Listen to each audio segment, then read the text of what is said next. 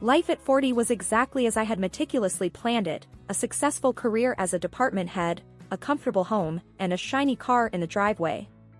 Love and romance?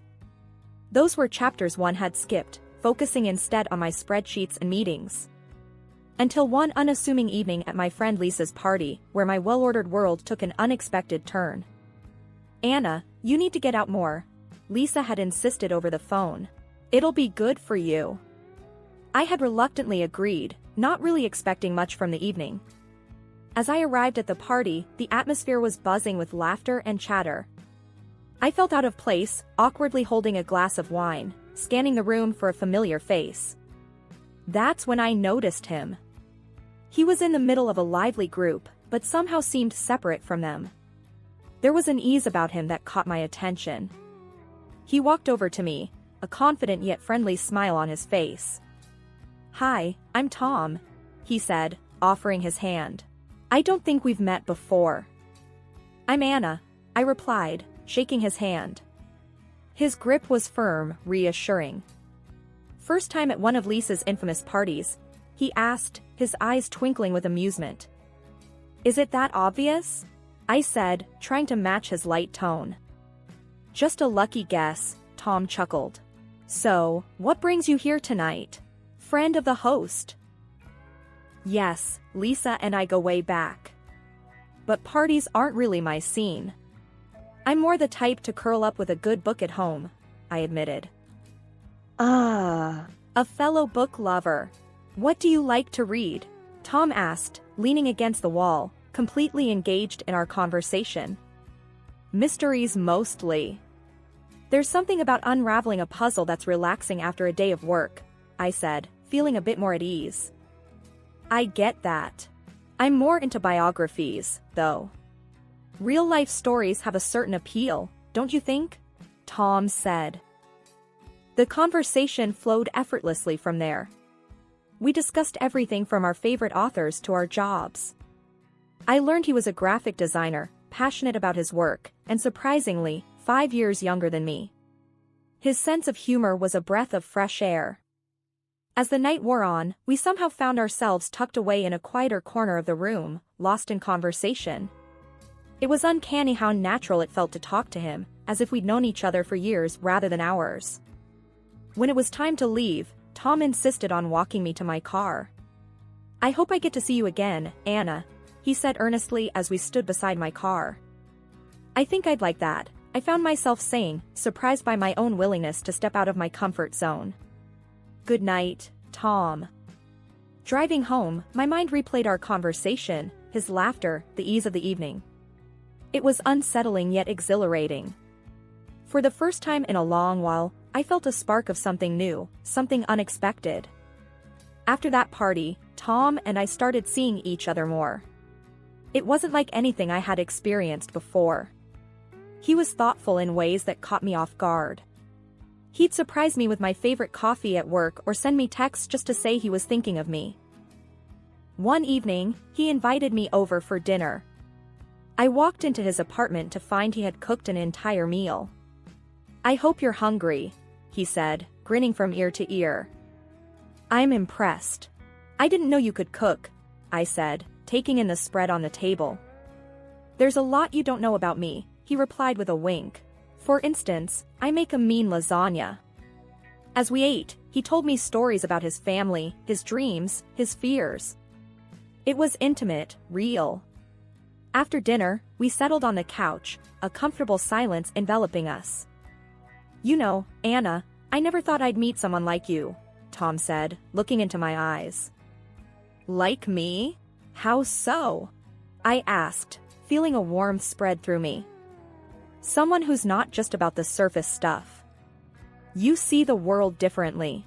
It's refreshing," he said, brushing a strand of hair from my face. I didn't know what to say, so I just smiled, feeling a flutter in my stomach. Weeks turned into months, and our relationship deepened. Tom was charming, not just to me but to everyone around him. He even won over my parents when I introduced him.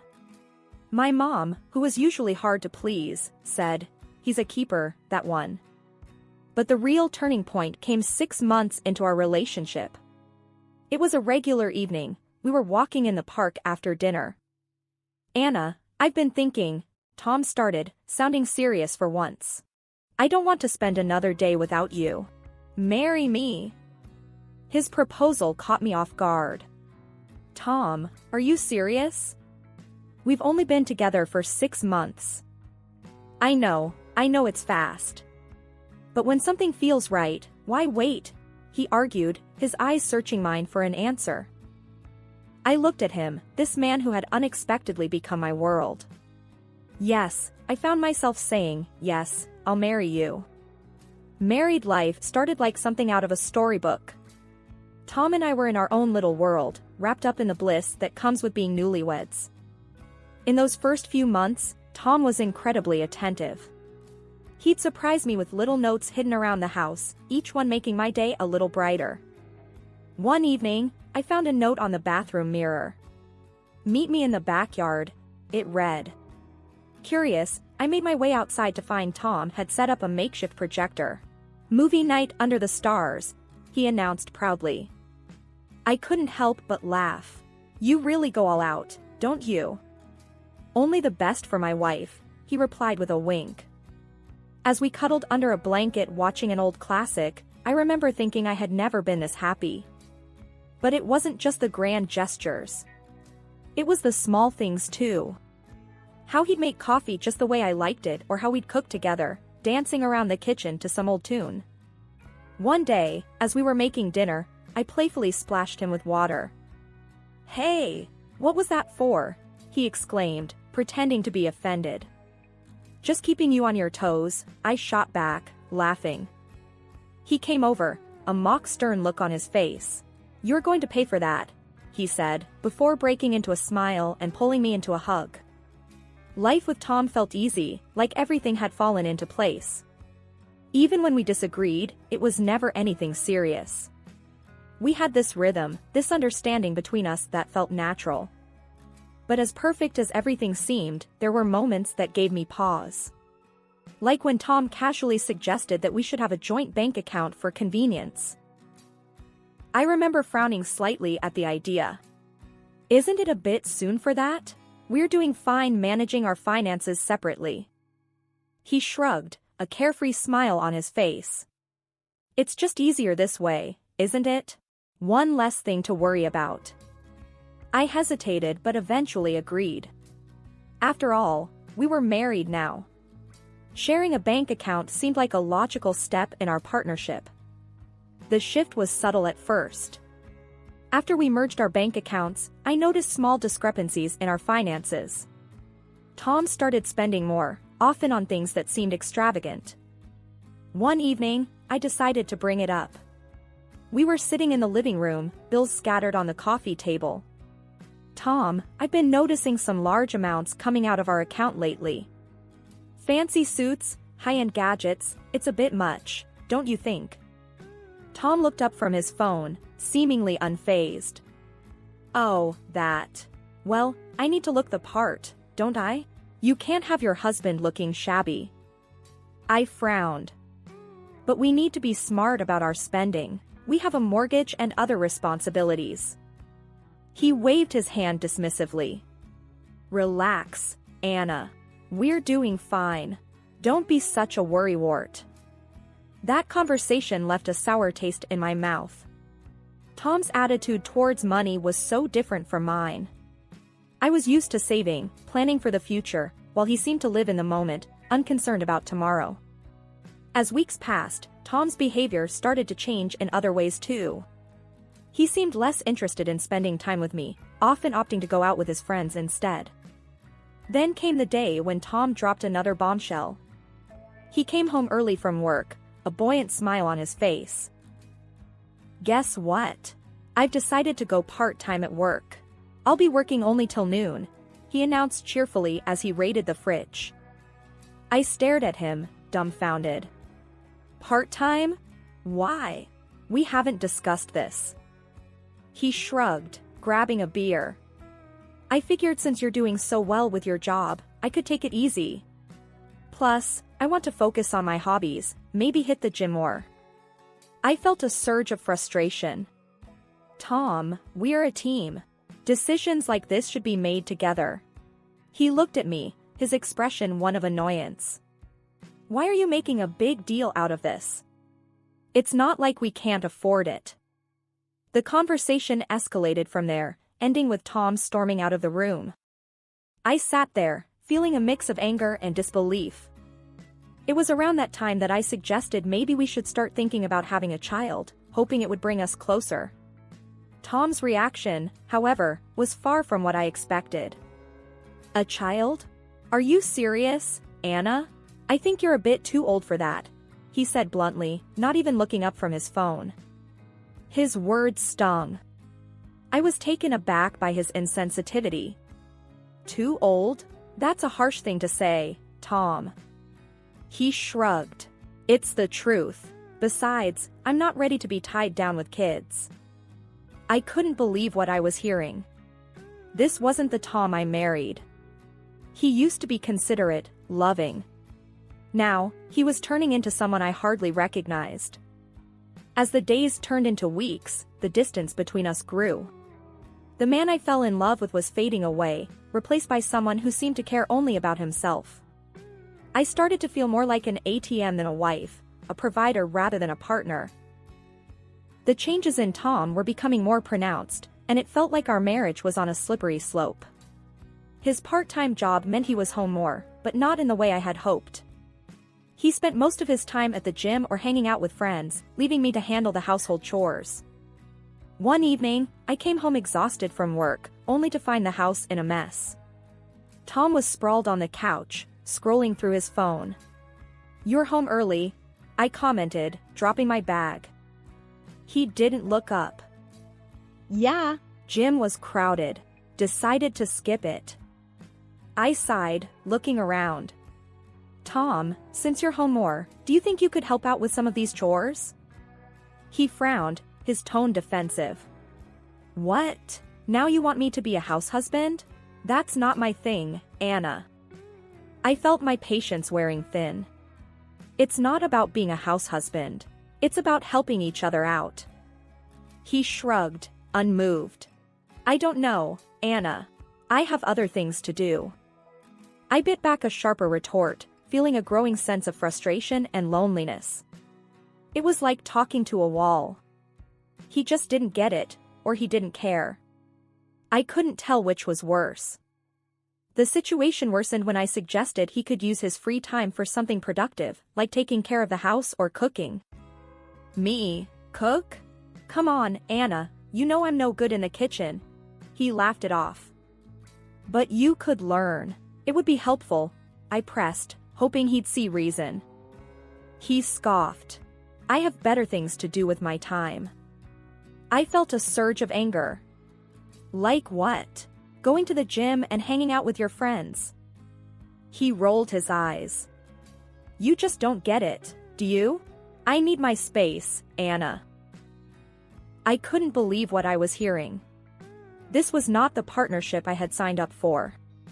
I was working full-time, managing the house, and now, apparently, I was expected to be okay, with his complete lack of contribution. The final straw came when I found out about his demands at home. One evening, I came home late from a particularly grueling day at work. "Hey, what's for dinner?" Tom asked as soon as I walked in. I was taken aback. "I just got home. I thought maybe you'd have something ready since you were home all day." He laughed, as if I had made a joke. "Me? Cook? Come on, Anna. That's your thing." I stood there, disbelief and anger swirling inside me. "My thing? What about teamwork, Tom? What about supporting each other?" He just shrugged, completely indifferent to my feelings. I went to bed that night feeling more alone than ever. The man I had married, the man I thought I knew, was becoming a stranger to me. Our conversations were now either superficial or arguments. The warmth and connection we once shared seemed like a distant memory. One afternoon, while doing a deep clean, I moved the bed to get to the dust underneath and spotted something glinting against the wall. Reaching down, my heart sank as I picked up an earring that certainly wasn't mine. The cold wave of realization hit me hard. Sitting on the edge of the bed, I turned the earring over in my fingers, a storm of questions and fears swirling in my mind. When Tom returned home later, I confronted him directly. "Tom, I found this earring under our bed. It's not mine. Can you explain?" He glanced at the earring with a nervous laugh. "Where did that come from?" "Maybe it's from one of your friends." I knew none of my friends owned anything like this. "No, Tom. My friends haven't been over in ages. And they don't wear this style." He gave a casual shrug, but I could tell he was uneasy. "I don't know, Anna. Maybe it's yours and you forgot about it." I felt frustration building inside me. "I know what my jewelry looks like, Tom. This isn't mine." There was a tense silence. Finally, Tom sighed and admitted, "Okay, it probably belongs to a friend of mine." "A friend?" My voice trembled with a mix of disbelief and hurt. "Yeah, she must have dropped it when she was here," he said, avoiding my gaze. The room seemed to spin as I processed his words. "When she was here? In our house? In our bedroom?" He gave a half-hearted defense. "It's not a big deal, Anna. It was just a visit." I was incensed. "Just a visit? You brought another woman into our home, our bedroom? That's a big deal, Tom." He tried to downplay it, but I could see right through his act. "You're overreacting, Anna. It was nothing." The conversation escalated from there, ending with Tom storming out and me left alone, feeling a deep sense of betrayal. That night, as I lay in bed, Tom's admission replayed in my mind. I realized that my marriage had hit a point of no return. I couldn't just brush this under the rug. I needed to know the extent of Tom's betrayal, to understand what I was dealing with. The next day, I picked up the phone and dialed an old friend. He was someone I had known for years, someone discreet and skilled in handling sensitive situations. "Hey, it's Anna. I need a favor, something personal. I need to know what's really going on when I'm not around. Can you help?" There was a brief pause on the other end. "Of course, Anna. I know just how to handle this. Let's meet and discuss the details." Then came the incident that broke the camel's back. My father had an accident and needed a wheelchair. I found a state-of-the-art model that would give him some independence, but it was expensive. I didn't hesitate, though. This was my dad, and he deserved the best. I was discussing it on the phone with my mom when Tom walked in. "What's that about a wheelchair?" he asked, a curious look on his face. I hung up and turned to him. "My dad had an accident. I'm buying him a modern wheelchair to help him get around." He raised his eyebrows. "Sounds expensive. How much?" I told him the amount, and his reaction was shocking. "Are you crazy? That's a lot of money, Anna." I was taken aback. "It's for my dad, Tom. He needs it." He scoffed. "Your dad's old, Anna. Why waste so much money on a wheelchair? You should be saving that for us, for our future." I felt a surge of anger. "It's my money, Tom. And it's for my dad. I'm not going to skimp on something he needs." Tom's face turned red. "Your money? What about our money? You know what you should be buying instead? That motorcycle I've been looking at. That's a better investment than some old man's wheelchair."